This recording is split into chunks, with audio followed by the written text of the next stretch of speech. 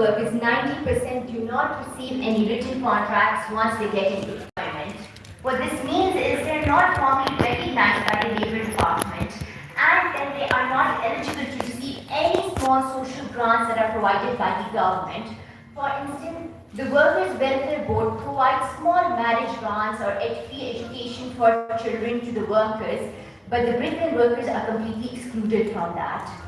Furthermore, these workers work way beyond their retirement age because they are not entitled to any pensions, as they're excluded from employees' old age benefit institution as well. This just highlights how important written contracts are, and they are deprived of it. Further, the government of Punjab has set the minimum wage to 40,000 rupees for unskilled workers. Yet the brick kiln workers receive between an average of 28,000 to 36,000 rupees. Now you may wonder, what is this wide range?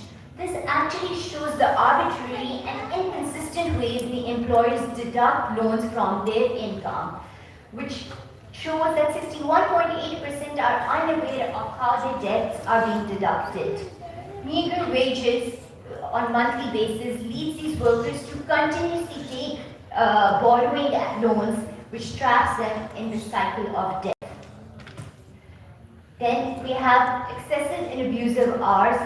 On a typical day under the Factories Act, a worker should not be working more than 8 hours a day. But as our graph shows, most of the workers in brick kilns work on an average about 10 to 16 hours.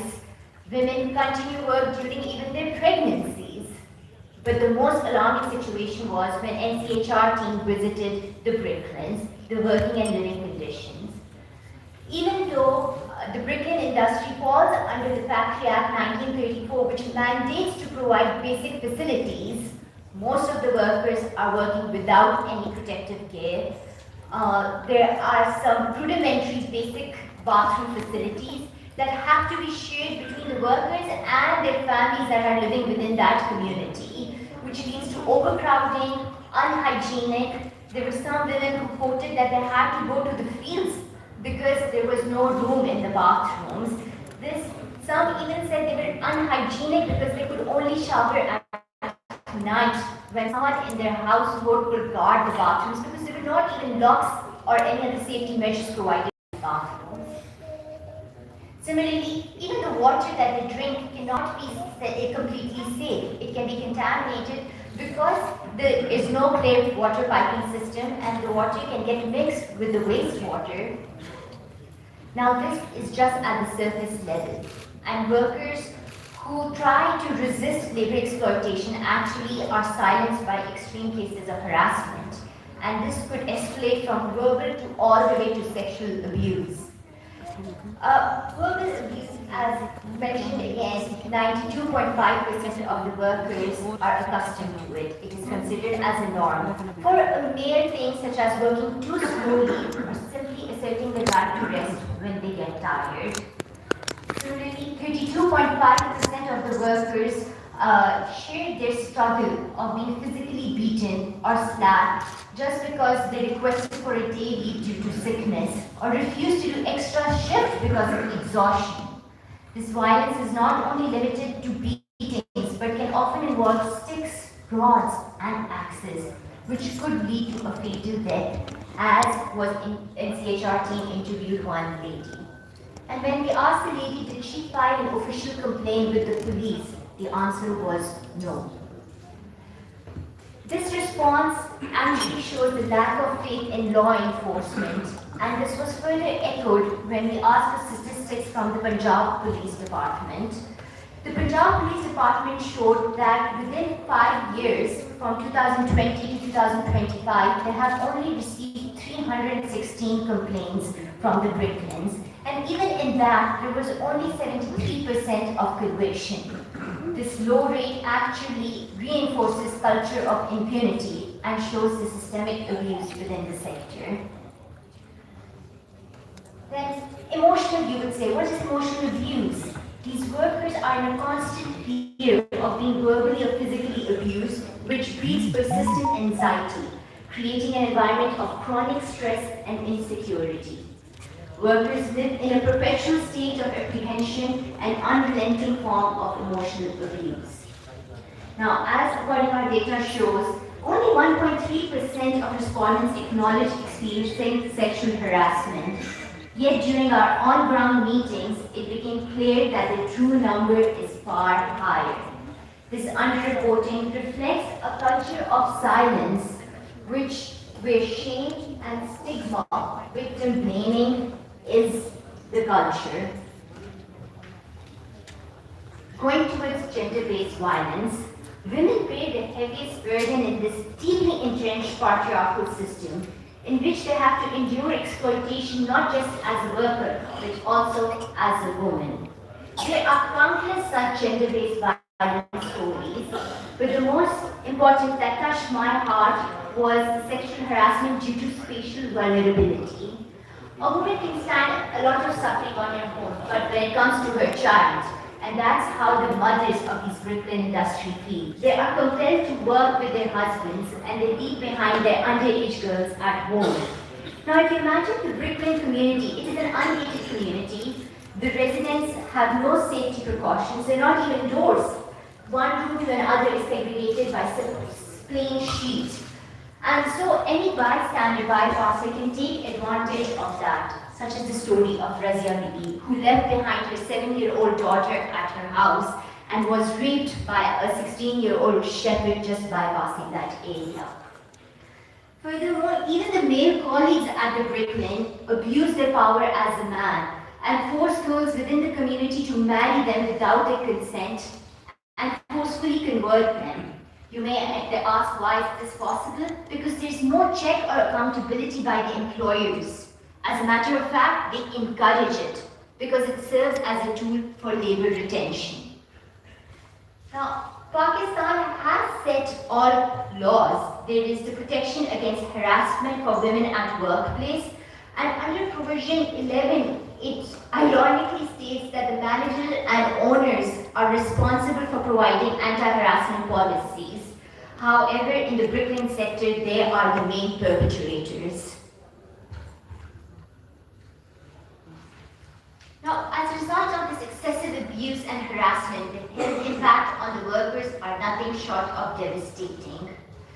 The absence of protective gear lets the workers to breathe in toxic gases such as carbon monoxide, sulfur compounds, and that leads to severe respiratory problems. A survey conducted by the University of Punjab in Kasur very recently, about 2022, showed that 78.3% of the workers have signs of abnormal lung performance.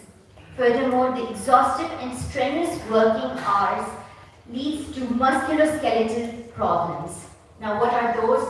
When interviewing these brick kiln workers, many complain about back pain, shoulder pain, wrist and hand discomfort because they're working for these long hours in awkward squatting position, molding these bricks. Then they carry weight way more than their body can take, and these lead to severe musculoskeletal problems.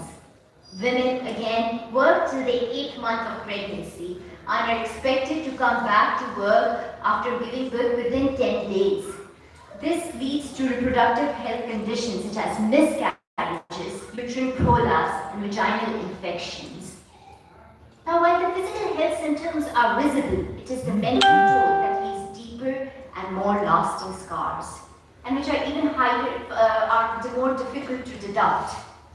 Now, through our surveys, we try to gather these mental issues by finding out the psychological effects that result in abusive behavior. Once again, the major problem was fear. Fear, the threat of violence, keeps workers in a constant state of anxiety and distress. Another 22.3% shared their feeling of shame and guilt because they internalized the blame, deepening their psychological trauma. And furthermore, 11.8% said they just got isolated. They refused to meet their family members outside the brick kiln industry, as is because of social stigma. And despite the workers' immense health suffering, the brick kiln owners do not abide by the Occupation of Safety and Health Act 2019. There is hardly any first aid or doctors present at the vicinity, and because they are so far away from the hospitals, when the workers request to go, they are discouraged. Our survey showed that 88.8% workers said they had never received any access to medical. Now, the severity of the issue has been recognized by the government of Pakistan, and several laws have been enacted. One as early as 1992 that prohibited bonded labor and actually imposed severe penalties, yet it still continues. With the devolution of power under the 18th Amendment, the Punjab government further took initiative to amend the law and to fill in the gaps from the national law. They actually enforced written contracts and strengthened the district vigilance committees, providing them extra authority to lodge complaints for the workers and furthermore to become mediators to resolve disputes between the workers and their employers. Along with that, the government decided to allocate separate funds for small-scale targeted programs on a test and trial basis. And one of these programs is the elimination of bonded labor in brick kilns. Around 123 million rupees budget was allocated for this program, and it was utilized in the two districts of Lahore and Kasur. The two main programs within this project was to provide CNICs to all the brick kiln workers and 200 non-formal education centers. While this was intervened by COVID, it further extended in 2020 with other 4 districts. It showed some great results. Yet the efforts are little and the problems still exist. Now, what are the main reasons that the problems still exist?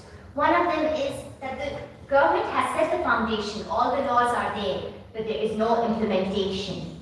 And the recent example is the directives of the Lahore Code WP 409 by Justice Tariq Salim, which has still not been implemented, and our distinguished guest is going to talk more about that. Then, even though Pakistan has ratified the 8 major ILO conventions, the 2 most important in which the brick kiln workers are suffering is harassment at workplace and occupation of safety and health, which has not been ratified yet. If Pakistan formally commits to upholding this, it would bring added pressure and responsibility on the employers.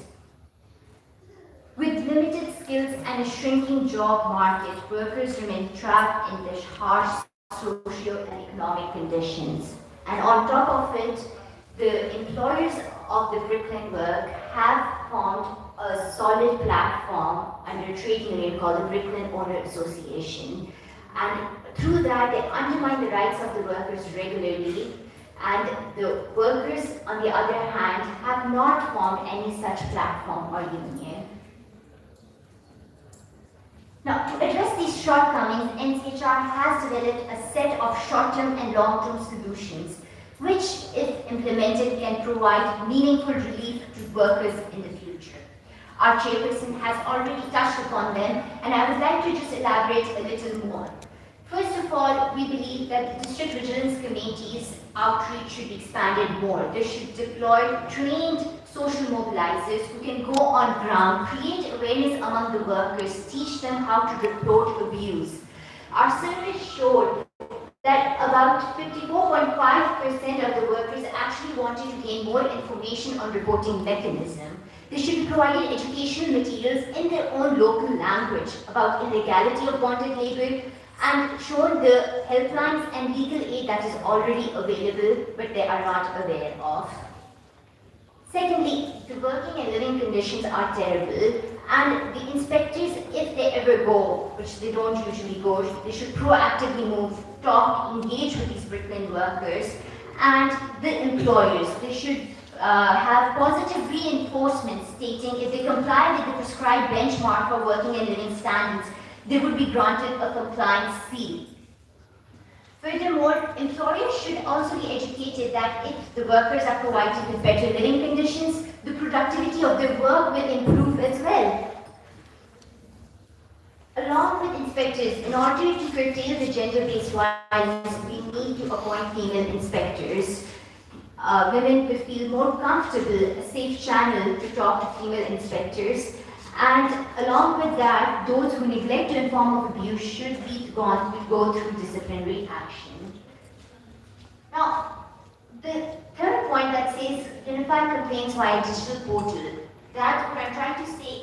At the moment, there are 4 different portals provided to the workers to register complaints. They can go to the Punjab Police, there's the District Vigilance Committee, the Labour Department, and then different NGOs. This only confuses the workers with so many systems. They have to be unified into one reporting system and provided with a tracking number that can be provided to different agencies, which will facilitate swift and coordinated responses. If all the complaints are amalgamated into one station, it can also identify hotspots of abuse and plan targeted inspections or interventions where needed. And lastly, which I think is the most important, is that the informal sector, the brick kiln workers, need to be integrated into the social security system of the Labour Department. The Punjab Employees Social Security Institution functions that the employers provide on a monthly basis a certain amount for their workers, but this is not possible in the brick kiln sector because it's a seasonal industry. It does not operate throughout the year. But while talking to the trade union members, we found out a solution. A practical solution was to introduce an annual lump sum contribution that would include the workers within the system. Now, these are our short term within the 1-year time span. And for the longer term, which I will not go in detail since it has been discussed, but the most important is rehabilitation fund. Most of the workers talked about being provided with financial aid. Now, no one can grant easy money, but the rehabilitation fund should first of all provide a housing system, because once they get out of the brick kiln vicinity, where should they live? So the housing facility should be provided, along with that some sort of psychological training so they can come out of their trauma. And lastly, we would like them to be given some vocational training so that they are able to find alternative jobs and are not tempted to go back in this cycle of debt. Then other is to expand more on these models that have worked successfully. And lastly, transition all the kilns from the conventional method to actually more mechanized and modern zigzag technology, which not only cleans the air, but also will improve the health of the workers working in that area. Thank you so much, everyone.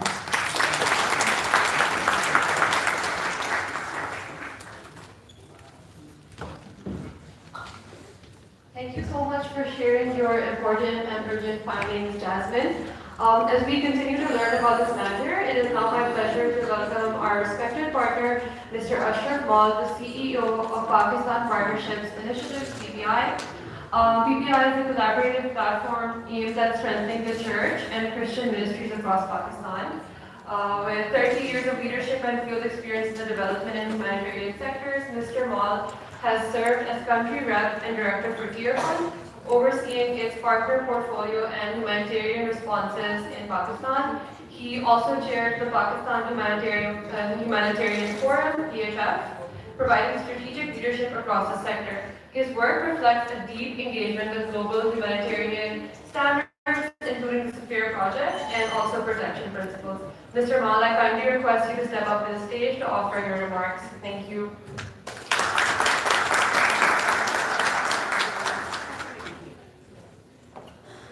Thank you. Good afternoon and Assalamu alaikum. It's great to see you all here this afternoon for the launch of the study that the National Commission of Human Rights has conducted on bonded labor. Thank you, Jasmine, for giving such a detailed report on the study, which really captures the essence of all the challenges and issues that the brick kiln people are facing in Pakistan. I must make an admission over here that I've been in the development field doing community development work for over 30 years now, but I never realized the plight of the brick kiln people was so bad. It wasn't until I met Mike Brickley 4 years ago when I started to learn about the plight of these people. Thank you, Mike, for coming all the way from the US and sharing with me what is happening in the brick kilns. Since then, we have been going non-stop. We have taken out about 11,000 people, 2,400 families, rehabilitated them with business, got their kids into school. Since all the data for this report was collected, there have been other challenging cases as well. In the last month, we took out one family whose son was murdered at the brick kiln. We took out a family whose daughter tried to commit suicide because she was forced to work in the brick kiln. She's luckily survived and safe now. Yesterday, I received a request for a snake bite victim in the brick kiln. So it's also those sort of challenges that the families are facing in the brick kilns. There are thousands of children in the brick kilns, the children who should be in school. They are the future of Pakistan, but sadly nothing is being done by that. I want to show you a short clip. I don't know if you have the short clip. Does somebody share that? Can you play that clip? Yeah, thank you. I was shocked to see this child, his name is Chan, and his sister also working on the brick kiln. There are thousands of children. You go into any brick kiln, you'll see kids of that age working. We rescued Chan and his sister, his family. They are both studying in a school. I'll introduce them both to you in a minute. Just look at that grade. This kid can be anybody's kid. And he carted earth that day to make 1,000 bricks. He's 7 or 8 years old. I would request to bring Charles and Maria, his sister, up here. I would like you to meet them. They're here today. Charles and Maria are here.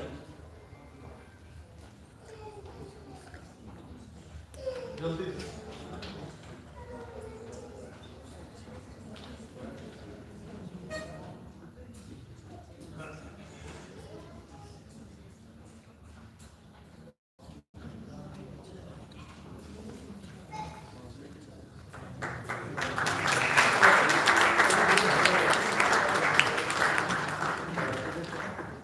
The same day, these two kids are from a Christian family. The same day, we rescued a Muslim girl, Noor Fatma, and I asked her, what do you want to become when you grow up? And she said she wants to become a doctor. With all these kids in the brick kiln, how do we expect them to be a good future for Pakistan? कैसे हो? School कैसा है? School जा रहे? कौन सी class है?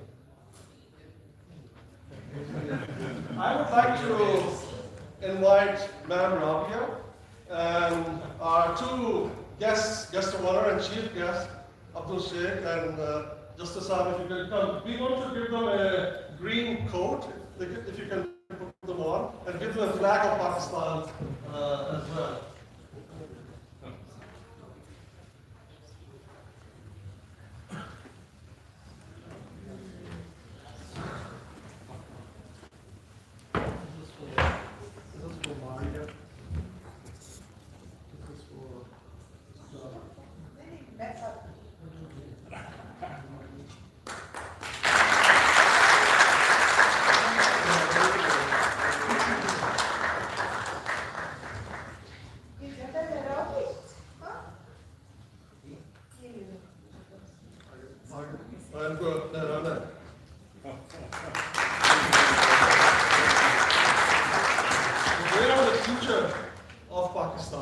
We need to get them all out of there, regardless of what it takes.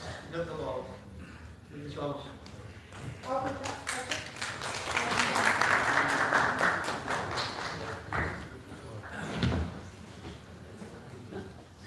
by the way, I've met Abdul Khalik Sheikh, who's the Secretary of Human Rights after 25 years. He was posted in Mirpurkhas as the SP, became a DIG in Sindh as well. It's great to meet him after so long. I did not recognize him, but he recognized me and said, well, it was from Mirpurkhas. So great to see you over here. The brick kiln issue has been going on for decades with the bonded labor. Millions or even billions have been spent to resolve the issue without any change in the brick kiln issue, the bonded labor issue. It still persists, it exists, it flourishes in the brick kiln. I think the strategy has been wrong, or the way it has been approached was not right. It has been a complete failure. We need to change how we have approached this system. And I believe that we have a solution. We are on the verge of getting a solution to resolve this problem once and for all. And we, for the last several months, have been doing a study, we've been doing research to see how we can address it. The answer is to modernize the brick industry. World over, bricks are being made by machine, not by hand. In Pakistan, 99.9% of the bricks are made by women and children. We need to change that. Gladly, today there are about 25 brick kilns in Pakistan that are making bricks with machines. But at the same time, they are using handmade bricks as well because the demand of those bricks is not there. The machine-made bricks are 33% stronger than the handmade machines. We've conducted tests from 5 brick kilns, and those bricks are much stronger. They're much cheaper to make. And I think it's common sense that we get the brick kiln industry to make bricks by machine. We have been working closely with the Punjab government. They are on board, and hopefully soon there'll be a resolution that the brick kilns in Punjab would start making bricks by machine. I think we all need to play a part in creating a demand for machine-made bricks. We all need to say no to handmade bricks that carry the sweat, the blood, the abuse of so many women and children in Pakistan. And I think collectively we can make that change in Pakistan. I could go on and share stories from the brick kiln, but due to time, I would like to once again thank the National Commission of Human Rights, especially Ma'am Rabia Jaberi, Manzoor Saab. They are really courageous people to publish this report. And it's great that finally we have it documented and we can do something about it. And only when we join hands together, we can address this problem and do something about it. God bless you all, and thank you very much, and enjoy the day.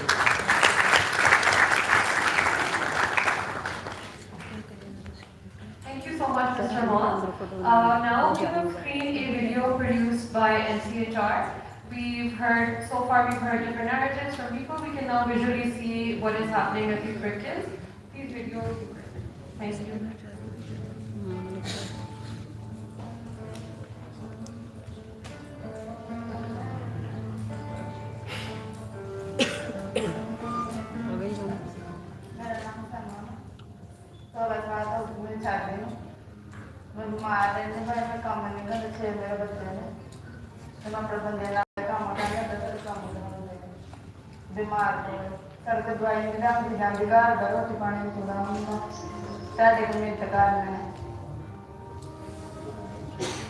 Unveiling Exploitation and Abuse in the Brick Kilns of Punjab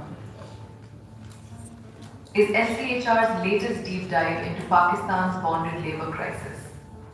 Our second volume spotlights Punjab, the epicenter of this exploitation. Punjab hosts nearly 7,000 brick kilns, employing around 200,000 bonded labourers. Through 200 structured in-person surveys and 25 in-depth interviews with victims, NCHR uncovered the hidden layers of abuse, debt bondage, and systemic neglect that trap workers and their families for generations. मेरा नाम है जी 40 साल मेरी उम्र है मेरा बाप दादा भी भट्टे से जी तो मैं भी भट्टे से पैदा होया जी है मेरी बीवी है जी तो मेरे 6 बच्चे हैं इन्होंने नाल ला के भट्टे से काम करता ਹੁੰਦਾ ਸੀਗਾ ਤੇ ਹੁਣ ਨਾ ਸਰ ਮੇਰੇ ਲਈ ਬਹੁਤ ਗੋਡੇ ਤੇ ਸੱਟ ਲੱਗੀ ਹੋਈ ਹੈ ਗੋਡੇ ਦੀ ਸੱਟ ਦੇ ਬਾਵਜੂਦ ਵੀ ਮੈਂ ਭੱਠੇ ਤੇ ਕੰਮ ਕਰਦਾ ਮਾਲਕ ਮੈਨੂੰ ਬਹੁਤ ਬੁਰਾ ਭਲਾ ਕਹਿੰਦੇ ਆ ਮਾਰਦੇ ਕੁੱਟਦੇ ਵੀ ਨੇ ਮੇਰੇ ਨਿਆਣਿਆਂ ਨੂੰ ਵੀ ਬੇਇੱਜ਼ਤ ਕਰਦੇ ਆ ਮੇਰੀ ਬੀਵੀ ਨੂੰ ਵੀ ਖਿੱਚਾਧੂਰੀ ਕਰਦੇ ਆ ਤੇ ਮੈਨੂੰ ਵੀ ਬਹੁਤ ਮਾੜਾ ਚੰਗਾ ਕਹਿੰਦੇ ਆ ਤੇ ਮੇਰੀ ਤੁਹਾਡੇ ਅੱਗੇ ਮਿਹਨਤ ਆ ਮੇਰਾ ਜਿਹੜਾ ਨਾ ਇਹ ਕਰਜ਼ਾ ਲਵਾ ਦੋ ਮਿਹਰਬਾਨੀ ਹੈ ਮੇਰੀ ਬੀਵੀ ਦਾ ਜੇ ਇਲਾਜ ਨਾ ਤੇ ਮੇਰੀ ਬੀਵੀ ਮਰ ਜਾਣੀ ਬੱਚੇ ਮੇਰੇ ਰੁਲ ਜਾਣੇ ਆ ਤੇ ਤੁਹਾਡੀ ਮਿਹਰਬਾਨੀ ਹੈ ਤੁਹਾਡੇ ਅੱਗੇ ਦਰਖਾਸਤ ਕਰਦੇ ਆ ਤੇ ਸਾਡੀ ਭੱਠੇ ਤੇ ਜਾਣ ਦਾ ਤੁਹਾਡੀ ਮਿਹਰਬਾਨੀ ਹੈ ਬਹੁਤ ਬਹੁਤ sir 2/3 of brick kiln workers are paid weekly, molding 1,000 bricks a day for rupees 9,000. Rupees 2,000 is immediately deducted to repay old debts, leaving just rupees 7,000 to survive on. That's only rupees 28,000 a month, far below Punjab's minimum wage of rupees 40,000. NCHR's investigation also found that 83.6% of workers had never seen a government inspector at their kiln. Inspections are rare and usually complaint driven, meaning violations often go unchecked and justice delayed. If there was any medical expense or if we had to pay for a wedding, we became targets of debt. We worked at the kiln to pay off the debt in any way we could. The kiln owners could make us do any kind of work, and we were helpless, so we kept doing it. If they told us to make 1,000 bricks, we would not get paid until each brick was made. We did not have access to adequate food, clean water, or proper clothing. The children used to work with me. We could not afford to send them to school. Abuse, physical, verbal, and psychological, is a grim reality for many laborers. आपके नाम आप फिर काम करते हैं तो भी उसी कर्जे के की वजह से काम कर रहा है फिर आपकी शादी हो तो आपके नियम भी वहाँ का For women in Punjab's brick kilns, the burden is doubled. Alongside back-breaking labor, they endure gender-based violence, ranging from harassment to assault. Yet these violations remain largely invisible, underreported, ignored, and rarely prosecuted.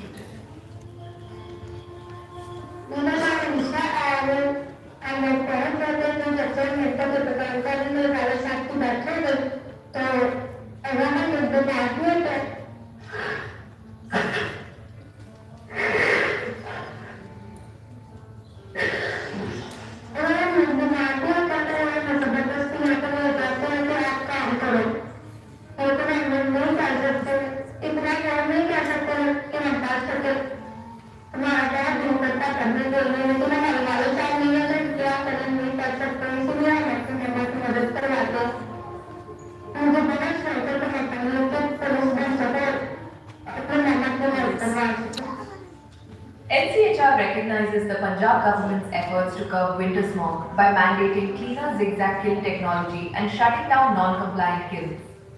These steps are commendable for protecting the environment. But cleaner technology alone cannot erase exploitation. Broader collective action is urgently needed to protect laborers' rights, especially women. To end the cycle of abuse, NCHR calls for urgent action. Ratifying ILO Conventions 155 and 190, amending the Punjab Occupational Safety and Health Act, integrating gender-sensitive oversight, strengthening bonded labour laws, unifying complaint systems, and creating a rehabilitation fund for freed labourers. The voices from Punjab's brick kilns are clear. Change is overdue. NCHR stands with every worker in their fight for dignity, justice, and a future free from bondage.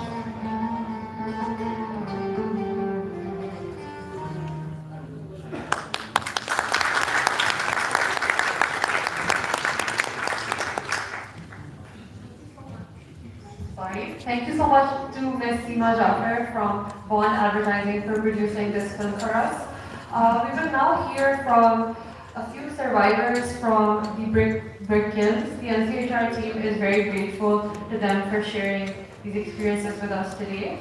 And I also welcome them Urdu, but आज हमारे साथ कुछ खसूसी मेहमान हैं जो अपनी कहानी पेश करेंगे और NCHR बहुत शुक्रगुजार है कि आज आप आए. Can the NCHR team please assist them to coming up to the stage?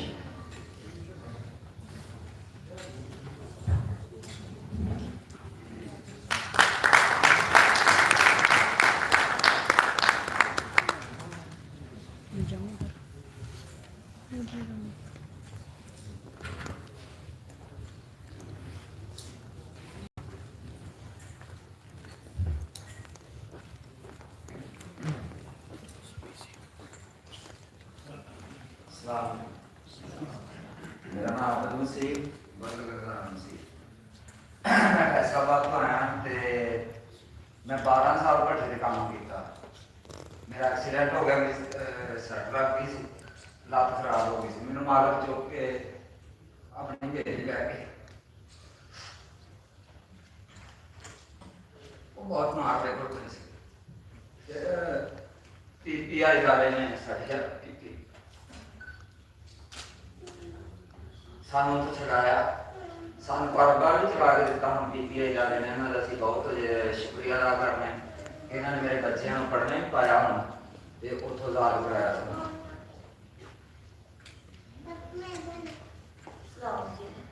मेरा नाम सोनिया, आप मेरे घर आ रहे हैं.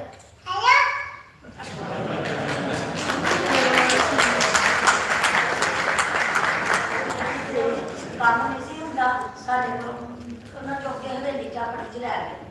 ਉਹਨਾਂ ਨੇ ਇਹਨੂੰ ਕਾਫੀ ਮਾਰਿਆ ਤੇ ਅਸੀਂ ਭਾਈ ਉਹਨਾਂ ਨੂੰ ਫੋਨ ਕੀਤਾ. ਇਹਨਾਂ ਨੇ ਸਾਡਾ ਰਾਹ ਪਵਾਇਆ. ਕਾਫੀ ਪਹਿਲਾਂ ਰੋ ਕੇ ਦੱਸਿਆ ਉਹਨਾਂ ਨੇ ਮਾਰਿਆ.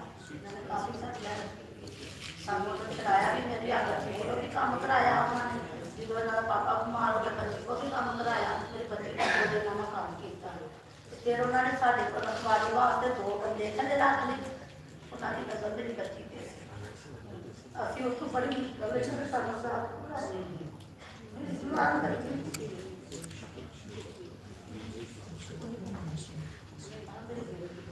इस्लामी जी, मेरा नाम नरीना. मेरे पापा जी ने फिर खराब नस्ल फिर भी वो नस्ल से काम करो. मैं अपना पापा नाल काम कर रही हूँ तो साथ तक नस्ल जाते हैं. तो PPI अदालत का बहुत शुक्रिया अदा करने के लिए सब मदद कर गया. मेरे पढ़ने का बहुत ज़्यादा शौक थी और मैं स्कूल जाने में बहुत खुश हूँ कि PPI अदालत ने सब मदद कर गया.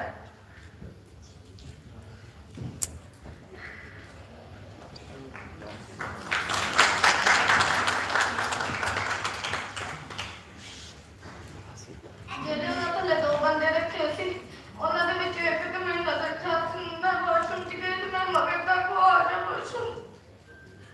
ਅੰਕਲ ਉਹਨਾਂ ਨੇ ਦੱਸਿਆ ਵੀ ਇਹਨਾਂ ਸਾਡੇ ਪੈਸੇ ਕਾੜੇ ਤੇ ਸਾਨੂੰ ਉੱਥੇ ਮਜ਼ਾਕ ਕਰਵਾ ਦਿੱਤਾ. ਬਹੁਤ ਸ਼ੁਕਰੀਆ ਅੰਕਲ ਉਹਨਾਂ ਦਾ.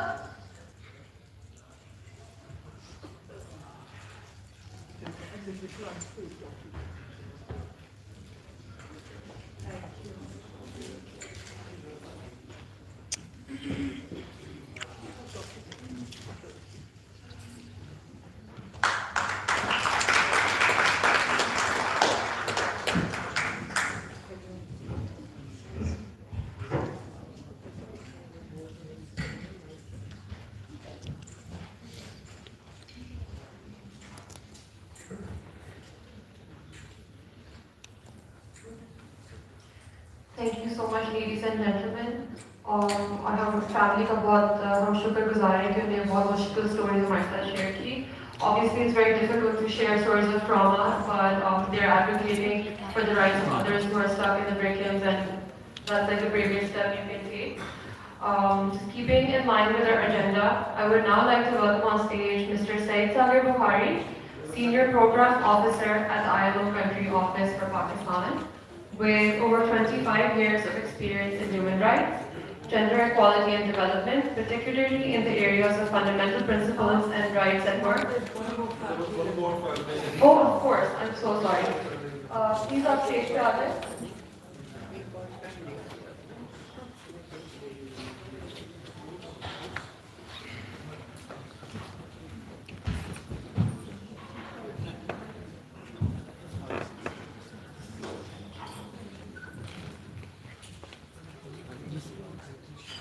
ਸਲਾਮ ਜੀ, ਮੇਰਾ ਨਾਮ ਫੌਜ਼ੀਆ। ਅਸੀਂ ਪੱਠੇ ਤੇ ਰਹਿੰਦੇ ਸਾਂ, ਪੱਠੇ ਤੇ 10 ਸਾਲ ਕੰਮ ਕੀਤਾ ਸੀ। ਮੇਰਾ ਸ਼ੋਰ ਸੀ ਨਾ ਜਦ ਉਹਨੇ ਬੁੜੀ ਕਾਲੀ ਸੀ, ਉੱਥੇ ਪੱਠੇ ਤੇ ਜਿਹੜਾ ਕਰਜ਼ਾ ਸੀ ਉਹਦੇ ਨਾਲ ਜੈਸ਼ੀਆਂ ਕਰਦਾ ਥੋੜਾ ਥੋੜਾ ਲੈ ਕੇ ਉਹਦੇ ਪਾਸੇ ਤੇ ਖਾਂਦਾ ਹੈ। ਬਾਅਦ ਉਹ ਬੁੜੀ ਲੈ ਕੇ ਨਾ ਸੀਗਾ ਜਿਹੜੇ ਕਰਜ਼ਾ ਸੀ ਨਾ ਸਾਰਾ ਉਹ ਮੇਰੇ ਤੇ ਪੱਠੇ ਵਾਲੇ ਨੇ ਪਾ ਦਿੱਤਾ। ਪੱਠੇ ਵਾਲਾ ਜਿਹੜਾ ਸੀ ਮੇਰੇ ਨਾਲ ਪਾਸੇ ਵਿੱਚ ਆਣ ਕੇ ਕਰਦਾ ਸੀ, ਮੇਰੇ ਪੱਟਾ ਖਿੱਚਦਾ ਸੀ, ਕਦੇ ਮੇਰੇ ਗਾਲ ਪੈਂਦਾ ਸੀ, ਮੇਰੇ ਪੀਟਦਾ ਸੀ ਕੰਮ ਕਰਨੇ को काम में से मैं छोटा बच्चा से माथे चोरी नस के आ गई। सोना कला ने कहा मैं सोना मेरा सोना बीमार सी घर फिर आगे मेरे गाँव को कार भी गया सी तो मेरे सोने ने तक कम आया। मेरे सोने ने उठे जाता हो गए फिर बेबे ताले लाए जिन्होंने सारे हाल के इतना शुक्रगुजार है। मैं इन्होंने मेरा कर्जा उतारा सी तो मैं बहुत बहुत शुक्रगुजार है। फिर मेरे नाले ये काम पा के देती कि मेरी हेल्प की थी कि मैं अपने बच्चे ने कमा के खवा सकूं।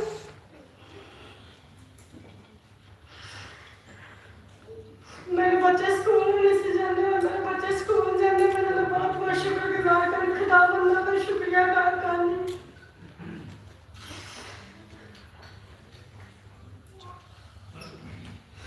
बहुत बहुत मेरा सालमान ने मेरा कर्जा उतार के मैंने अपने काम में आ गई सब बहुत बहुत इन्होंने मेहरबानी।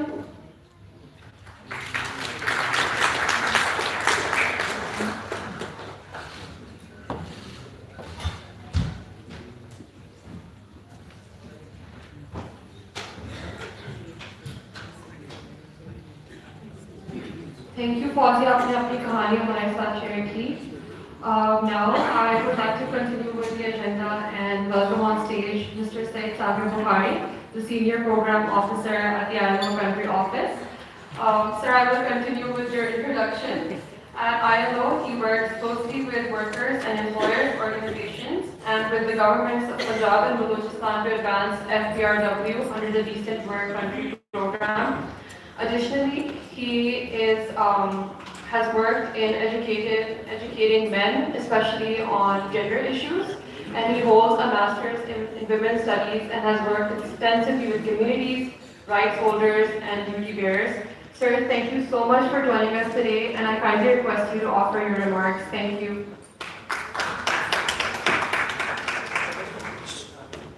Thank you very much. Good afternoon and Assalamu alaikum. It's very difficult to speak after this. Listening to the real stories of people from the field. And specifically when you know that things are changing but very slowly. 25 years ago, when I was introduced to the issue of bonded labor and child labor today, I see very little progress.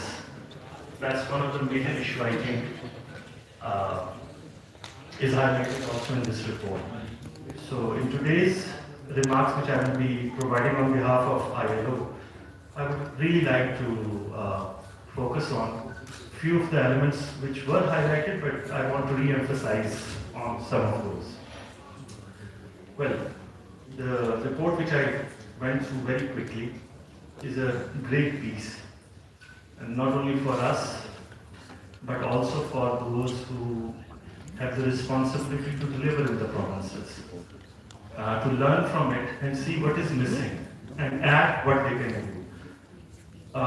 When we are sitting in this very beautiful room, it reminds us that somebody had made these bricks. There was an architect maybe, but there were also some Brick Kiln workers who had produced these bricks, and then construction sector workers. And the stories which we heard today, we hear those stories not only from this particular sector, but also from cotton supply chain, the women in the cotton supply chain, the domestic workers, the agriculture workers. When we talk about occupational safety and health, it is beyond OSH in the Brick Kilns, because the usual OSH issues are very limited. Those hazards are very limited. But when you actually look at sectors such as Brick Kilns or mining, they go beyond those particular issues. And I think the report highlights some of those critical issues. So, of course, this vision of National Commission on Human Rights to bringing the critical issues in front of the policy makers is really appreciable. And from ILO's perspective, we know that the two very important conventions were ratified way back in 1957 and 1960. And still we are facing this very difficult and challenging situation.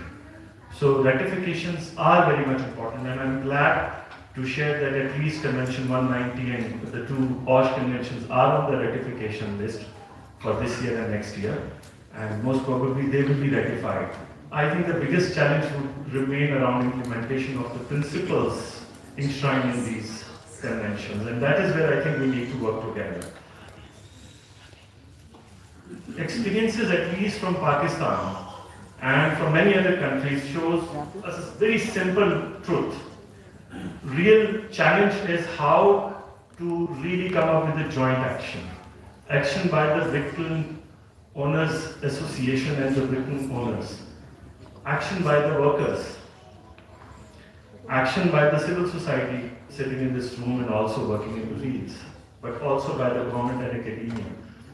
Government to be able to implement, but academia and research organizations to bring these challenges upfront, and then enforcement. Some of the recommendations, including looking at the recommendation 206, which is around formalizing the informal. One very clear lesson out of that recommendation we can easily implement, and that is expanding the labor inspectorate, exposure, training, coverage to this. One very basic thing, if we just invest in protection, social protection, marriage grants, death grants, health facilities, some of these issues will be addressed. Yeah, of course, if we mechanize these and enter into a new way of making bricks, whether that is zigzag or really looking at new technologies, but if we don't address the structural issues, some of the issues will persist. So, of course, progress has been made. We do have minimum wages. Unfortunately, again, implementation is an issue. So, in our opinion, together we can definitely transform it, but we do have to make effort in terms of bringing these issues to the forums which are important for implementation. DBC is one, but provincial tripartite consultative committees is another very important forum, headed by Labour Department, where Brick Kiln Owners Associations, workers from the Brick Kiln, CSOs can participate and really ensure that some of the actions can take place. So from ILO's perspective, we are very much committed to support such kind of initiatives, and of course we can transform this particular sector also from exploitation to fairness, and to be able to support decent work. Thank you very much.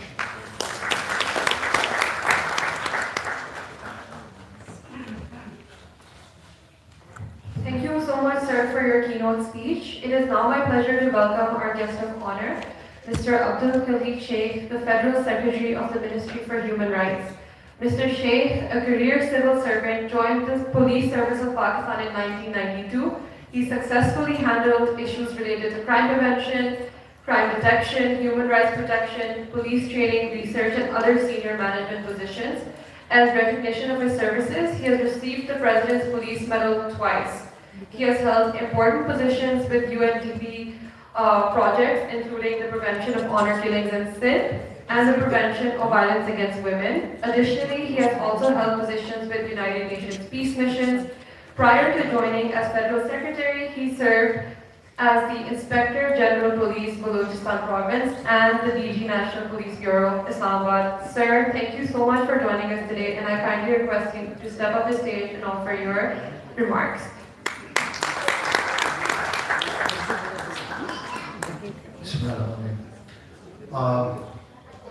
Distinguished guests, ladies and gentlemen, Assalamualaikum.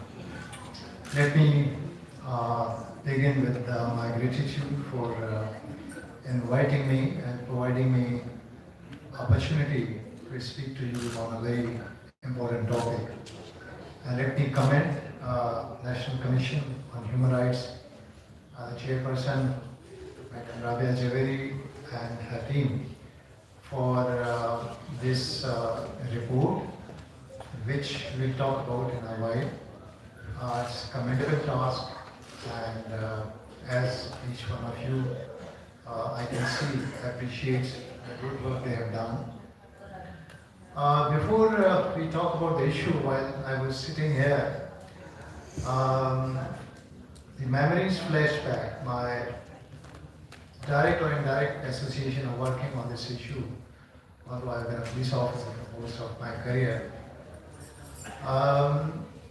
Someone in my extended family owned a number of brick kilns, and so as a kid we used to visit brick kilns, and I must say that at that time I was never sensitized about the importance of the issue. But later on, when like other young men of my age, I was influenced by leftist philosophy in my young age. So we started working on, along with other human rights issues and against exploitation. So labor rights was, and the situation of labor was again one issue. So that was the first opportunity I looked at those visits from a different angle. Before, my father sent me to a boarding school to keep me away from all that stuff successfully, and put me on a rat race for getting good grades. But subsequently, as a civil servant, I had the opportunity to work in Mirpur Khas and Sangar. Now these two districts had a number of incidents of bonded labor, forced labor, although of a different kind. Mostly those victims of forced labor were working in agriculture fields, but in similar conditions, accepting pastry, and we registered a number of cases under Bonded Labor Act 1992. At that time, there was issue of enacting rules for Bonded Labor Act. But another opportunity that got me involved in this issue was when I became part of investigation team that was dealing with the famous Manu Bheel case as the district officer Sangar. Subsequently, when I went to Karachi, ILO somehow found me, and they hired me as a consultant to write a review on bonded labor sale, district bonded labor sale in Mirpur Khas. I did this, I think, in probably 2011 and 12 probably. And then 2013, again, I worked with ILO as a consultant and designed a toolkit for police officers combating bonded labor. After this, I went to Torino, to ILO University, and did my training in forced labor over there, and interacted with experts from other countries also. And after this, again on persuasion of ILO, Sindh government formed a steering committee to deal with bonded labor and trafficking in person. And I was made head of that steering committee. So I can claim there are so many other sessions on. Subsequently, I was asked to deliver training to police officers, mainly on dealing with bonded labor cases. So this is how I got first-hand experience of not only observing this forced labor issue, but effectively dealing with it, both at district level as a consultant and as head of the steering committee also. I think first, let me say something about the report. The report is quite comprehensive and it very effectively highlights the issue, makes us aware of it, and sends a very, very stark reminder, much needed reminder for taking up the issue. As Mr. Buhari said, and I'll echo that the progress on this issue has been very slow. We have seen progress right from ratification of international instruments to policies and legislation and subsequently framing of rules. And I remember there was so much delay in activating bonded labor vigilance committees at district level. And at the time the district governments were devolved under Musharraf's rule, so everything was topsy-turvy, and we were trying to activate those vigilance committees. So this report not only highlights the issue, it actually highlights a number of related other issues to this. And I was thinking that the whole day, as Secretary of Human Rights, we keep talking about different issues of human rights, but this is, sometimes we talk about child rights, sometimes about gender-based violence, sometimes about minority issues, or labor issues, but this is one area where you see every violation of human rights in one place. Every aspect of human rights in one place. Harassment, restrictions on freedom, restrictions on liberty, issues of wage, even minority protection is linked with this, and so many other things. So if you list out any aspect of human rights that we keep talking about every day, that is actually involved here. So if we work on this issue, we can deal with so many human rights issues in one place. So although the state of Pakistan has responded, as we said, in terms of international obligations and justiciability of legislation or enacting domestic legislation and creating the structures. But I think that always, as with other issues, the biggest issue, biggest problem is, the biggest challenge is implementation part. And for implementation, I think district is the focal point where the enforcement takes place, where the violations are actually identified and where the response is required. Because this legislation remains useless if we do not implement it.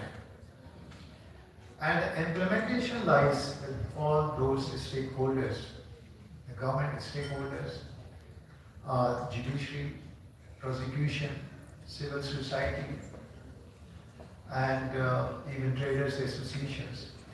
Now, we keep complaining about our lack of success in handling issues, sometimes attributed to cultural factors, sometimes corporate interests, sometimes large-scale vested interests, lack of political will, and there's a long list. While sitting here, I was asking, isn't this one issue which is not that much contested, which is not controversial? There is no religious lobby opposing any action against this exploitation. There is no cultural issue that wants to protect what is happening there. There is no such a big corporate interest involved. Yes, there is business interest involved in a certain association. There is some vested interest at small scale, but not at a scale that actually hampers entire response of the state.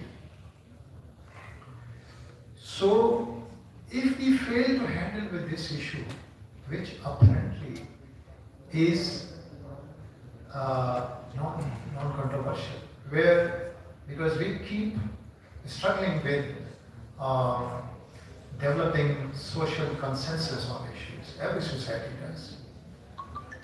So should we find it extremely difficult to build consensus on dealing with this issue? No, certainly not. There are so many instances or categories of exploitation which where we are not indirectly involved. So those may be actually affecting or benefiting just one section of society.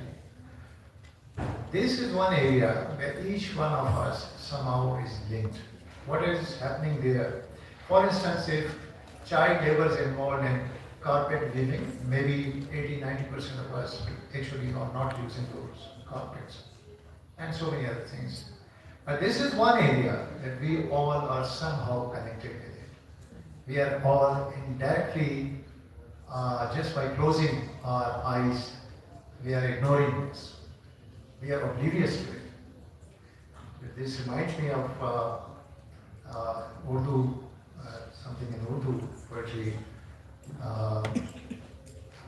which says, "Ahde log ka isse bada saniya koi nahi, aankhein sab dekhti hain, bolta koi nahi."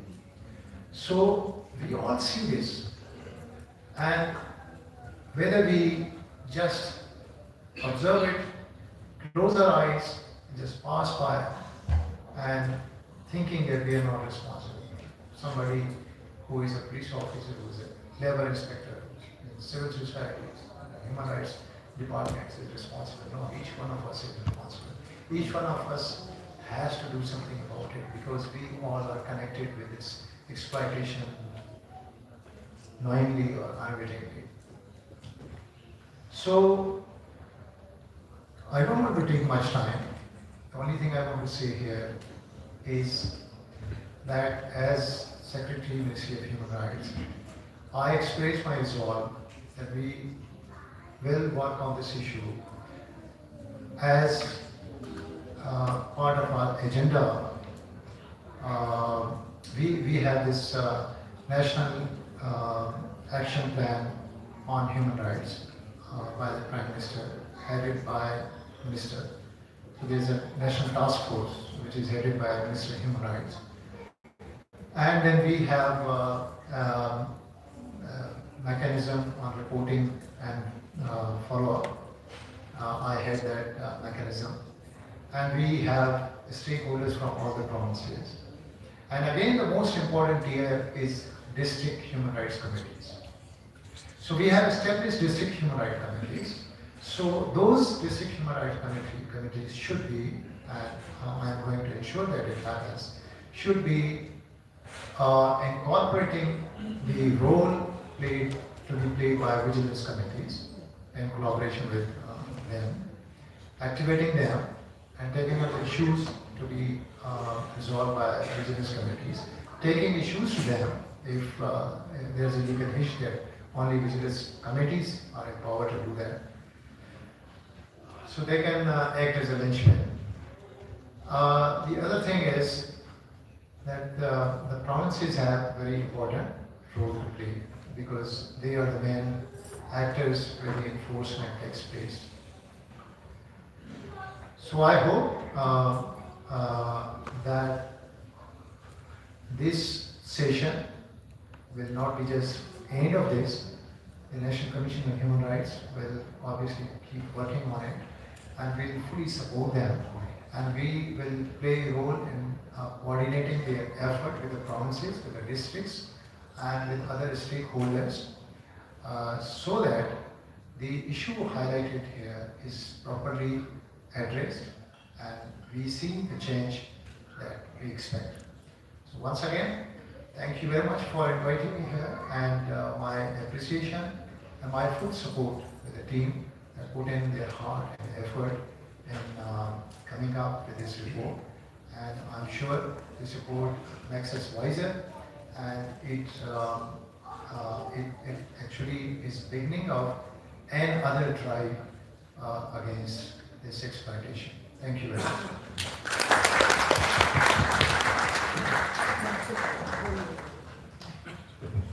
Thank you so much, sir, for your remarks. Now, as we turn our attention towards the legal side of this crucial matter, it is my pleasure to welcome our chief guest, the Honorable Justice Jawad Hassan. The Honorable Justice's expertise covers a vast area of civil and commercial laws.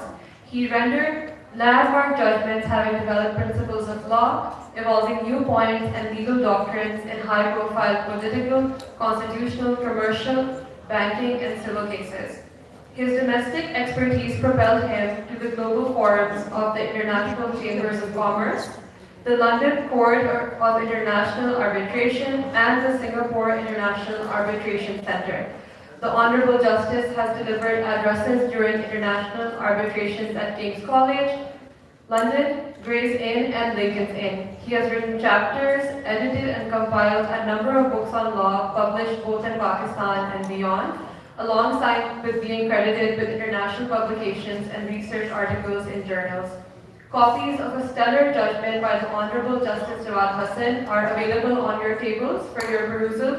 Please take some time out to peruse this judgment. Honorable Justice, I kindly request you to step up to the stage to offer your remarks. Thank you, sir.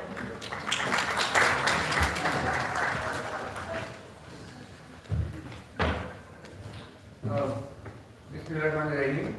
I was asked to speak when I was in London and Rabia contacted me. I could say no to her on 5 very solid reasons. One, to unveil this report, which I will unveil now. With the judgment of the Lahore High Court, exactly recommendations mentioned in chapter 8, page 65 of this excellent report they wrote. Last week was explained that in the morning. And the recommendations they show on the net that the High Court has also said the same thing. That is the purpose of coming here. Second and most importantly, I could say no to her because I'm from Punjab, the largest province of Pakistan. I represent 127 million people in Pakistan with 634 kilometer vast density of a city, province of 41 districts. And the seats which are more than 148, Union Council of 7,000, and we are now going to implement the recommendations of this report in a kind of directions already given by the High Court under the continuous measures doctrine. But before I start and want to say, walk you through a judgment, I have to share that this is the first day, and a solemnity happens. It's a day, first Rabiul Awwal, the Prophet Muhammad. We are speaking on the first day when the human rights was given to us in 632 AD. And Prophet Muhammad spoke first time in Charter of Medina in 632. Then 622, then in the last sermon, all the rights were declared: right to life, right to movement, right to speak. And if you examine all those rights, petitioner rights in 17th, 12th century, the petition, other all different rights, Magna Carta, United Nations Declaration of Human Rights 1948, International Covenant of Civil and Political Rights 1966, all these national documents you see are the Urdu translation and the Pakistani constitution, which I'll explain where we are, what topic we're going to discuss, the bonded labor, the concept of rights to elimination of discrimination, right to exploitation, Article 3, rights to liberty in Article 4. The constitution of Pakistan is so strong that Article 4 is the most, whenever I'm speaking everywhere abroad Pakistan, I say Pakistan constitution is one of the most powerful constitutions. It starts with the word of Bismillahirrahmanirrahim, and the first word in the constitution is, whereas the sovereignty of this universe belongs to Almighty Allah alone, and she can trust for the people of Pakistan. Article 4 has a stronger word. It says it's inalienable right of every citizen to be treated as a law, and no action detrimental to the life, liberty, body, or reputation be taken except as per law. And Article 5 gives an obligation to a state and the people of Pakistan, for the obligation is inviolable obligation to obey the constitution. So first is why we discussed this was the word we have now come out that you give, all rights are given to us, but they are subject to law. Right to religion, it starts from subject to law. All other fundamental rights, right to speak, subject to law. Rights to movement, subject to law. Right to life, subject to law. But there is one article in the Constitution which does not have any subject to law. And this is the topic today. Dignity. Article 14. Today, whatever we are speaking here, we must congratulate or also say good things about this topic of bonded labor, the law of bonded labor, the concept this as a report is highlighted is all because of the efforts of the Supreme Court of Pakistan. The Yashim Bashir case, with the Supreme Court first time, took us to Mundu and came out with the principle that you have to drop the law. And the word which now I use, which term under the Catholic doctrine has also come, is the concept of dignitas infinitia, that human dignity is infinite. This year, a movement has started in the world on dignitas infinitia. Catholic doctrine supports that we are all, declaration is that we have a connection to God for dignity. And this bonded labor in the movies we saw and the stories we heard in the morning, as a judge, I must say, we have done a lot of work in our constitution. We have done, I'll speak to you while reading the judgment, which I hope they are showing this, Hashim, are they putting this? I'll show directions. There is a lot of work. I'll talk to you about the legal anthropology of Pakistani bonded law. And I'll also speak to you about the judicial anthology of our excellent judgments given, which have been implemented, which we will implement. We file a contempt proceeding in my court. I'll make sure some work will be done. I must congratulate the government, the secretary sitting here. They have been supporting us throughout. But before I have not started, this is my award to you, what I wanted to say as genius. So how will I start? I'll start with one word. The judgment, first time in Pakistan, I had asked government to make 7 laws for social justice. And I'm speaking out and saying, how can you do that as a judge? As excuse me, I have made 7 social justice laws, but the government was with us. But I learned from the judgment of the Darshan Nasi case with the Supreme Court. First time realized there is no law on bonded labor. PLD 19 Supreme Court 6513. That is the government to make the legislation. The law came out. Jasmine mentioned the laws and this is there needs to be implementation of the law. And there are various laws. When you look at the Federation of Pakistan Constitution divides the Federation of Pakistan and the Provincial Pakistan, the conferences, federal government function and federal business 1973. Part Schedule 1, there is the minister is sitting here, the secretary is sitting here, the Ministry of Manpower, we have a Labour government. And on the day of first May Day, Labour Day, I told everyone sitting at the NIRC, which Dr. Siddiqui invited me, we have the very strong jurisprudence of labour laws. The ILO conventions, Pakistan ratified, they had the ILO, the Destination Order 1969. We have the labour courts, we have the labour appellate tribunal, we have the courts for all different laws for labour, which are a big, thick book of almost 220 laws for their working, for their wages, for whatever you are speaking. This is a developed law.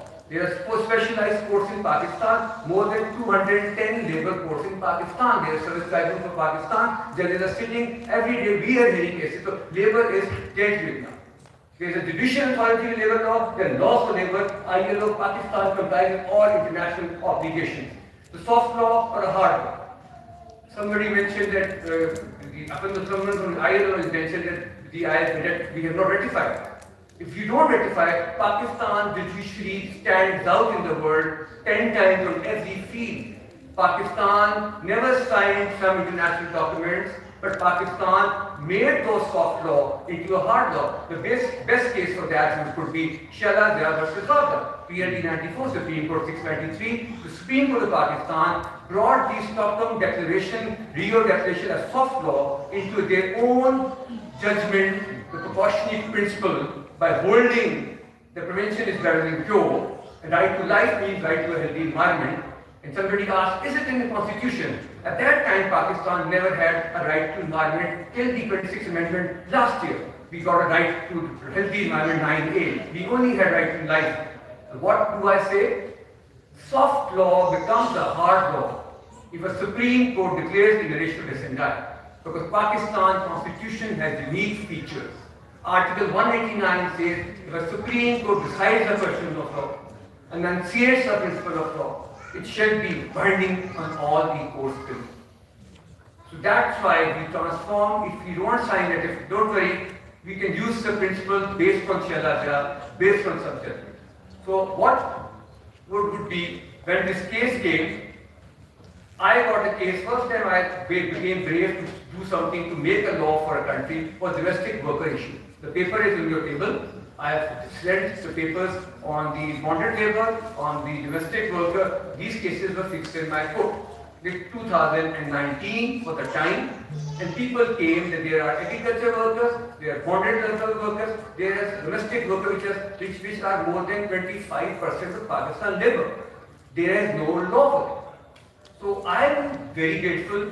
The then secretary, chief secretary, they came to my court and they agreed to us, and we made them with the ILO, with the LUMS professor, lots of Sar Bandial and the Kota. They all sat down at LUMS and they drafted a law called Punjab Domestic Workers Act 2019. It is listed under Schedule 2, Punjab Government Visit 2011, and there is now a law under the Labour Part. At least the law was made for labour, their working hours, their appointments, the way to do, because every day I was mentioning in my judgment, some maid is tortured, a young girl was tortured by a judge in Islamabad, somebody are torturing their servant, domestic servants, they don't have a right to be appointed, they have no right to be terminated, they can be done like master or player. The player post is a concept that I can take you out of the job in 1 second without any appointment letter. So at least one development was made, and I became a bit braver. The second judgment I asked the government to make a law, a social justice came, then we made the government in Ahmed Consota a right to a food wastage. Ahmed Consota was a traditional Pakistan, taught at Harvard Law School, we speak every year at Harvard on that judgment where we made the government to sit down with us and make a law on food wastage. Again, the Supreme Court judgment of bonded labor. Because Supreme Court can tell the government to make a law on social justice, court can make a law on social justice. Third law was, a lady came to my court, ex-model, Sana Khurshid, she wanted a ramp, and we gave her a law, right to people with disability. PLD, that's a law which the government all came, minister came to the court, the government made, we all drafted the law together, they sat on the law, they did some workshops, and the law is now outside Punjab Domestic Workers Act 2022, again implemented by the government. Then again, a law came for the plantation of trees, law came for money. So this whole spirit, I mentioned those words because this was got the clear-cut mandate from the bonded labor case in the Supreme Court, taking the sumo, asking the government to you should legislate a law on that. So since 1990 till 2020, there was not any landmark judgment coming out. So I represented Punjab, I can only speak about Punjab. So then the judgment came, and that judgment was this judgment by Justice Faisalabad. If you all read this judgment, it's like the booklet you are unveiling today. It talks about international commitments of Pakistan, it talks about Pakistan's stance on the policies, Pakistan's laws, Pakistan's judgments, way forward. The recommendation is, I'll read to you when I'm finishing, I'm not yet finished. So what the concept was that there was a case came to a court of the Sittaric City, which I was hearing, I was transferred, that 3 people were not found. They asked the DPO to come to the court. It was habeas corpus petition. The judge converted the petition into a writ petition. So the High Court has more power under Article 199 than the concept of DPO bill. So what happened was that they then themselves, the judgment if you go, and I'll walk you through because you can read yourself, I'll walk you the head notes, I will not touch. The best part of the judgment is, if you come, please can you move it to paragraph number, because I walked them through the paragraph number, please finish, 25. There's a part because you can read. 25, because you can't move it. Leave it. So how the judgment is the judge discussing that this is Pakistan. We need to have the dignity for Brick Kiln in Punjab. What the report says. The judgment is already with you. I've given my judgment address to. So this is what the judge says. Now I'm going to discuss the whole irony and whatever the issues are. Then the discussion has started where a judge is holding this, and that is where they discuss the 1850 declaration. The entire is like an article, it's like an opinion, it's a very research thorough judgment. If you read this, you will understand the entire concept of bonded labor starting from 300 years ago till today. It discusses everything in the background, which is called state decisive. It is called popular dicta, not ratio dissenta in terms of the sovereignty of the president.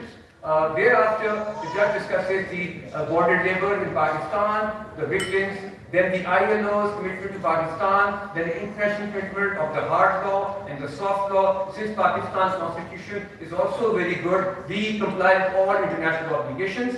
Pakistan is signatory, ratified, acceded to mostly international conventions on the child or women issues and climate issues, because Pakistan constitution schedule 4, column 3, part 1 mentions there will be an international agreement Pakistan can sign for subject to parliament. This is how the Vienna Convention of International Law says. So Pakistan always looks good internationally where you say Pakistan signs most of the international hard law. Pakistan is party to conventions, treaty and principles, also some principles which are for the world. So this is how he's mentioning international commitments. There is even the judgment discusses the ILO minimum wages law. Then the judgment, a very interesting part, comes to the Pakistani constitution, which I explained that Pakistan constitution eliminates the exploitation of human beings. Article 25 for discrimination. Article 9 right to life. Life means right to a free life. A life should be free with liberty. You have right to profession under Article 18. You have rights to movement under Article 15. You have rights to food and right to medical under Article 37, 38 of the Constitution. We have done some judgments. Some are principles of policies. If they are red articles, which are the hardcore articles, that is the mandatory requirement of the government to give you. Then the court itself went on to the command of the constitution, then the specific provision mentioning the 92 law and the other laws which are coming to Punjab, education law, children teaching laws, Punjab Section of Government Children Act, Factories Act, which he then mentioned by Judge Dean in the morning, and then the court comes out to a hard stance. So now, if anybody wants that this part is not implemented, the court has passed a judgment in continuous mandamus by citing my judgment. You can only do filing one petition with these recommendations. So your recommendation at page 65, and these are, can you come back?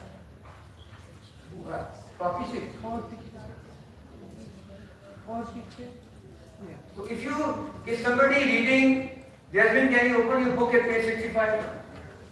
And if you see this, it looks like that I'm reading your book with the judgment, and both are on the same direction. So first, what was it? After this, the court directs at the command of the Constitution to the authorities of the government to under 47 to directing the secretaries to ensure implementation of all relevant laws in written and spirit, faithfully discharge their duties and perform their function for eviction of forced child labor from all sectors of Brick Kilns. Thereafter, 48 court specified some specific directions. Now, looking at your report, you have 9 recommendations, starting from Secretary Labour Human shall register Brick Kilns. So, whenever anybody is filing a contempt petition in the court, if somebody is filing a continuous mandamus in the court, or somebody can file another writ petition which says that earlier order of the High Court is not implemented. You can file a writ on the judgment and the principle which I enshrined, which I developed in the Hamza Shabashri's case. When Hamza Shabashri was taking oath on my judgment as the 50th Chief Minister of Punjab, I had to declare that I cannot pass contempt order. I can only pass the writ on a writ by holding the principle that the High Court can, under Article 199C, direct the government to implement the earlier order of the High Court based on 1960 Supreme Lahore High Court of Justice Akhtar Shabir case. That was that I can implement the earlier order in the spirit of Article 199(1), subject to Article 199(1)A, amended by the 26th Amendment, 21st October 2024. The concept is that Constitution, you have to be very smart to say these are not implemented. This is the report, and we know we need specifically asking the Secretary to do this by putting the case every 2 weeks and filing the compliance report. This is the way to do it. We always do in our cases that we have cases fixed over every 3rd week and seeing the report, what is the progress, and I must compliment the Pakistani government and the Secretary. They come themselves to the court. If we want to do it, we want to sit down, and they sit down and perform a committee. There's a way of doing things. Have them sit down with you. We'll have them sit down with you on the issue of women's rights. As you know, Ravi is part of that. We asked the Secretary, federal government to weigh a committee on changing the laws and also they themselves in a minute they do it because the government wants to work. Governments have the will to work. Court can guide them. At the end of the day, we are all answerable to the public at large. The public perception of the institution rests with the people who are working. And if you have to see, so which one, Jasmine, which one do you want to pick up? From your, read your article, see now, Deputy Commissioner, Administration, Insurance, CNSC, no child, next please. Yeah, there's so many recommendations. Next page. This is practice? So, no brick owner can honor the structure 40 section 11. You mentioned this. Somebody mentioned the structure. Somebody on the stage said no structure comes to the Secretary. So we will make sure. What the way to do it? We can ask if this has the printing bench wherever it is. We can ask the Chief Secretary to file the report by the concerned departments. The departments can be also interlinked. There will be a department on the labor. There will be Department of Social Welfare, there will be Department of other department for a coordinated report can come to find out what are the steps they involve with a time frame. So this because you have to say since 1992 Supreme Court has said there are judgments saying this. Court has to implement a judgment because Article 204 is the contempt power of the court. That court can punish any person who disobeys, disrespect, interferes, or doesn't offer to. So we have to not, because there will be no point, they'll come themselves and say, file a report. They are doing good work. You have to see, have you really positive about the government? Yes, so let's look at the positive side first. So we have to see what is the positive side and what is left now, and how much can be implemented and how much done. So Punjab can be done. This is a report for Punjab. So I welcome you on the door to knock the door of the courts and we file this report with this judgment. Put Article 2, but don't put the contempt power because contempt power is only punishing. Write a writ petition under Article 199. Read with Hamza Shivaji, PLD 2022, Lahore, page 346. Hamza Shivaji versus British of Pakistan. Judgment I wrote where the court can implement its earlier order for the human rights for under Article 199C to protect the fundamental rights of the citizens of Pakistan. This is a very brave order that people do bypass the contempt because contempt you can only confine yourself to punishment. We don't want to punish anyone, we want to have the progress made for Pakistan. So this is a positive side which I feel, and these are recommendations, and I must thank to inviting me here, and I learned so much on this big thing, but you have my judgment on this. Please help me also locking the door of the domestic worker. Domestic worker is something you can pick up because everybody has a domestic worker at home and they have no appointment letters, no way incoming and going anywhere in the world. Everywhere in the world people are doing that, and we are a proud country. Our judiciary is passing some judgments which are recognized globally, cited, relied, followed, and even sometimes referred.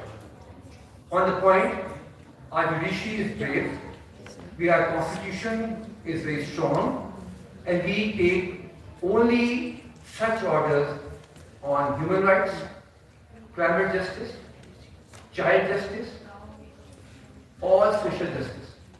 At the end, when I was doing this, so I read a book that when the communism failed and socialism and the capitalism started in some countries, Indian Supreme Court also took up cases for social justice on laws on social justice. Canada Mine case in 1950, it took the cases, asked the government to make law. Germany did it. Whenever there is a lacuna on social justice, economic justice issues, courts, it's not a court's duty to interfere, but courts do sit certain and may suggest you to make a law. We all part of one state, parliament, judiciary, and the executive. Thank you.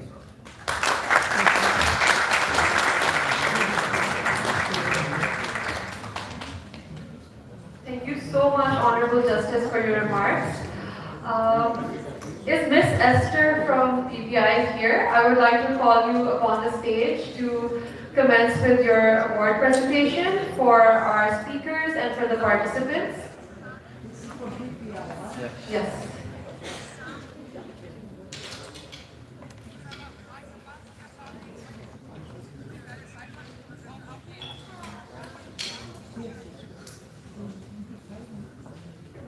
Good morning and Assalamualaikum to everyone.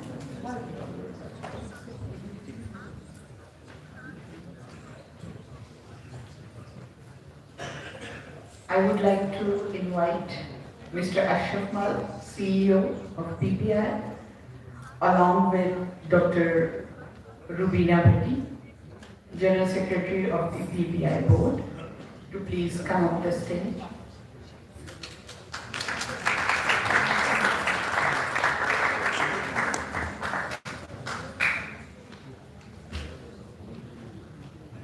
In recognition of the efforts we all put together, we would like to acknowledge those persons or team members, and we are going to give away some of the awards to them as a token of appreciation. So,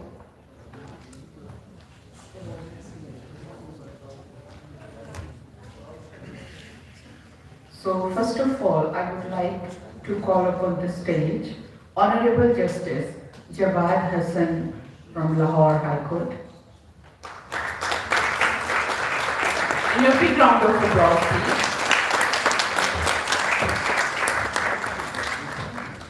Maybe everybody should stay on stage so that we can talk.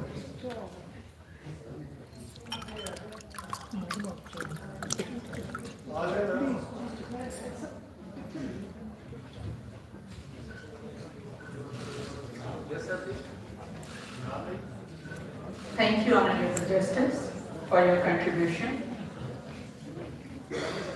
Now, I would like to call upon the stage Mr. Abdul Khalid Sheikh, Secretary, Ministry of Human Rights.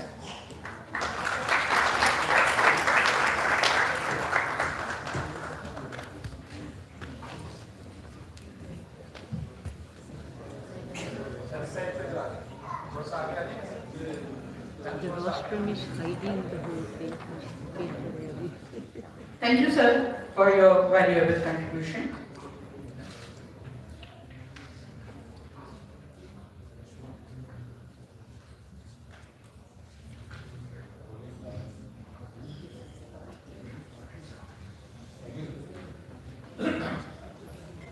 Now I would like to call upon a courageous leader, Ms. Rabia Javeri Aga, Chairperson of NCHR.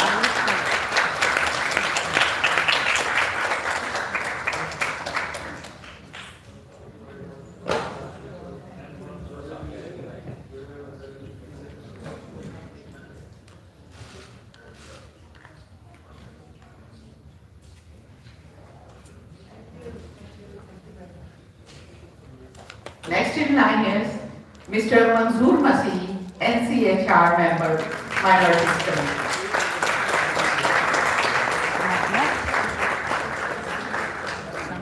Thank you, Producer.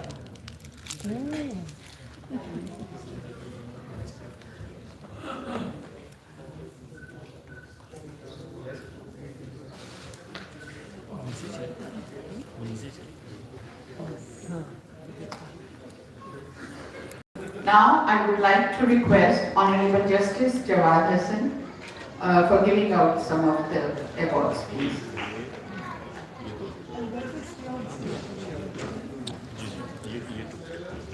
Yes, Mr. Ashraf Mal and